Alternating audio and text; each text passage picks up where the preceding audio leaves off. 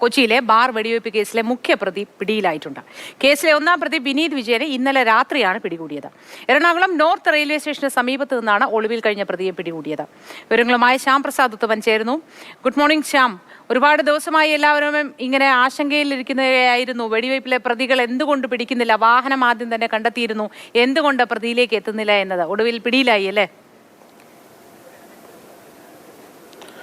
തീർച്ചയായും മോദി, ബാർ വെടിവയ്പ് കേസിലെ മുഖ്യപ്രതിയും ആയിട്ടുള്ള വിനീത് വിജയനെ നിലവിൽ ഇപ്പോൾ പോലീസ് എറണാകുളം നോർത്ത് പോലീസാണ് പിടികൂടിയത്. എന്നാൽ രാത്രി 2 മണിയോട് കൂടിയാണ് എറണാകുളം നോർത്ത് റെയിൽവേ സ്റ്റേഷൻ പരിസരത്ത് നിന്ന് ഈ വിനീത് വിജയനെ പിടികൂടിയത്. വിനീത് വിജയൻ മുൻപും പല കേസുകളിൽ ക്രിമിനൽ പശ്ചാത്തലമുള്ളയാളാണ്.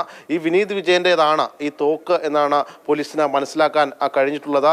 ആദ്യഘട്ടത്തിൽ 3 പ്രതികളെയാണ് മൂവാറ്റുപുഴ ഭാഗത്ത് നിന്ന് പിടികൂടിയത്. പിന്നീട് ഇവരെ ഒളിവിൽ കഴിയാൻ സഹായിച്ച 5 പ്രതികളെ കൂടി പോലീസ് പിടികൂടി. അപ്പോഴും പ്രധാന പ്രതി, ഒന്നാം പ്രതി എവിടെ എന്ന ചോദ്യം ഉയരുകയായിരുന്നു. ഇയാൾ കഴിഞ്ഞ കുറച്ച് നാളുകളായിട്ട് ഒളിവിൽ കഴിയുകയായിരുന്നു. ഇതിനിടയിലാണ് നോർത്ത് പോലീസിന്റെ നേതൃത്വത്തിലുള്ള സംഘം ഇന്നലെ രാത്രിയോടുകൂടി വിനീതിനെ പിടികൂടിയിട്ടുള്ളത്. സംഭവത്തിൽ 2 പേർക്കായിരുന്നു വെടിയേറ്റത്. ഇവർ 2 പേരുടെയും ആരോഗ്യനില തൃപ്തികരമായിട്ടുണ്ട്.